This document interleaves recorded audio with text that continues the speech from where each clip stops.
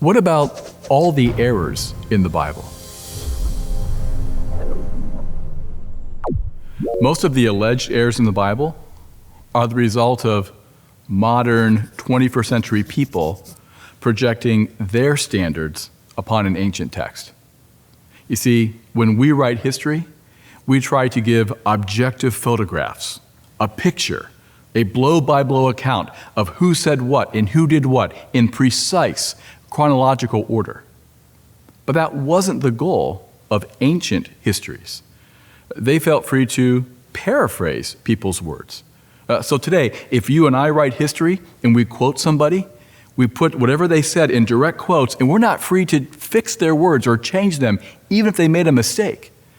Well, in the ancient world, they felt free to paraphrase. In the Gospels, when Jesus asked, "Who do people say that I am?" In 3 of the Gospels, he got 3 slightly different answers. You are the Christ.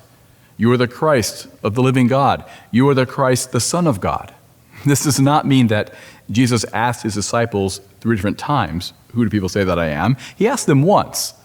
But the Gospel authors felt free to paraphrase their responses. And by the way, paraphrases can be more accurate actually than direct quotes. You can quote someone directly, but quote them out of context and change what they meant. The Gospels also felt free to rearrange the order of events for literary or sometimes theological purposes. So Satan tempted Jesus 3 times. In Matthew, the last temptation was, "Bow before me, worship me, and I'll give you the world." In Luke, the last temptation was, "Jump off this temple in Jerusalem and trust that God will catch you." This does not mean that the devil tempted Jesus twice and just changed the order of the temptations. He tempted him once, but the gospel authors felt free to change the order based on their purposes. See, Matthew's gospel is all about the world. Jesus came to take back the world from the devil. Matthew ends with, "Now all authority is given unto me in heaven and on earth." Luke's gospel is all about Jesus going to Jerusalem to do battle with the devil there.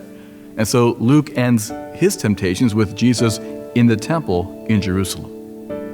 So when we read the Bible, we have to be careful not to project our standards upon it. It may not be always as precise as we might write today. The Bible felt free to paraphrase, to rearrange order of events, but whatever it intends to say, that's true. Whether it's important things about who God is and who Jesus is, or even ordinary things about geology or botany, whatever the Bible intends to say, that's true.